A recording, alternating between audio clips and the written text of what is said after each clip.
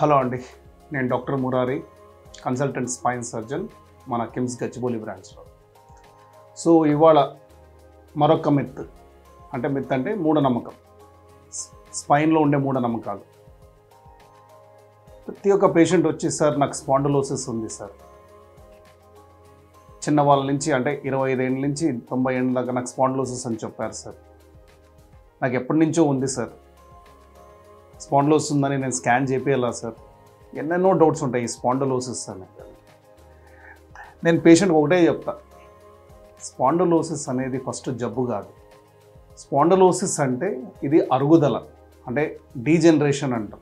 ప్రతి ఒక్కరికి మనిషి అన్నాక మన 15 ఇయర్స్ నుంచి అంటే 15 ఏళ్ళ నుంచి డిస్కులు వెన్నపూసలు అరుగుదల అవుతూనే ఉంటాయి. ఈ అరుగుదల అయ్యేటప్పుడు కొన్ని మందికి ఏమో 30 ఇయర్స్ 25 ఇయర్స్ నుంచే స్టార్ట్ అయిపోతాయి. నడుము నొప్పి, కాళ్ళు లాగడం, దాన్నే షియాటికా అంటాం, తిమ్ముర్లు వచ్చడం. ఇంకా కొంతమంది సీరియస్ కండిషన్లో ఉన్నప్పుడు యూరిన్ మోషన్ ఎఫెక్ట్ అయ్యేది, నడిచేకి ఇబ్బంది అయ్యేది. కొన్ని మందికి 60 ఏళ్ళు 70 ఏళ్ళ అప్పుడు వస్తుంది, కొన్ని మందికి అసలు రాదు కూడా.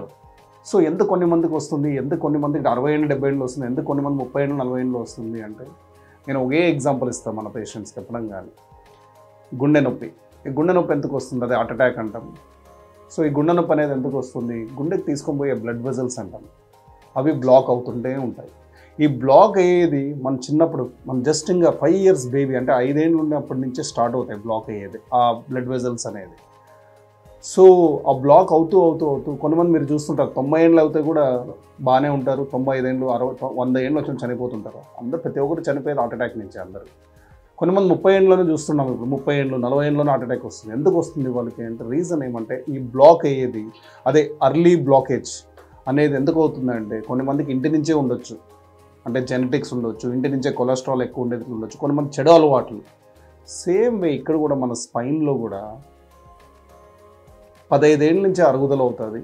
కొంతమంది 30 ఏళ్ళలోనే వచ్చేస్తుంది. ఎందుకు ఇది 30 ఏళ్ళలో వచ్చేస్తుంది, పాతకాలం ఉండేది కాబట్టి ప్రతి ఒక్కరు ఇప్పుడు అందరూ న్యూక్లియర్ ఫ్యామిలీ, ప్రతి ఒక్కరు ఇప్పుడు సాఫ్ట్వేర్ ఇంజనీర్లు కానీ ఎవరైనా కానీ వాళ్ళందరూ కూర్చొని పని చేస్తుంటారు. ఆ కూర్చొని పని చేసే వల్ల ఒత్తిడి ఎక్కువ అవుతుంటుంది. ఎలాగ ఇప్పుడు మనం సిగరెట్లు తాగితే బ్లడ్ వెజల్స్ తొందరగా బ్లాక్ అవుతాయో, అలాగే నడుము కూడా ఈ కూర్చొని పని చేసే వాళ్ళు, అందుకోసమే అంటాం sitting is the new smoking అని.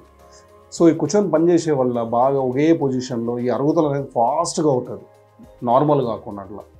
సో మన బాడీకి కూడా అడ్జస్ట్ అవ్వడానికి టైం ఇవ్వదు. సో దానివల్లనే మనకి అరుగుదల అవుతున్నప్పుడు నడుము నొప్పి వస్తుంది. బాడీ కూడా ఒక సిగ్నల్ ఇస్తుంది, ఫస్ట్ నడుము నొప్పి వస్తుంది.